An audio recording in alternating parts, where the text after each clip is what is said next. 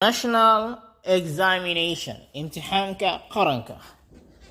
Long awaited exam imtixaankii muddada dheer la sugayay is coming soon ayaa dirba u yimid, and it is expecting waxaan la rajeynayaa to start tomorrow inuu bilaawdo berito 22 June 2024 22 June 2024 if Allah wills haddii ilaahay uu yidhaahdo. And this exam imtixaankana will be taking part waxaa ka qayb qaadan doona more than 35,000 students, in ka badan 35,000 oo arday ah.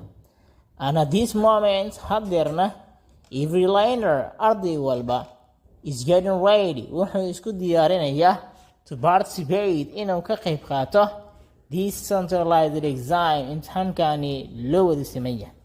And I'm wishing waxaan u rajeynayaa success guul baan u rajeynayaa for all Somali Form 4 students dhammaan ardayda Soomaaliyeed ee Form 4 ah. Bye bye, all the best.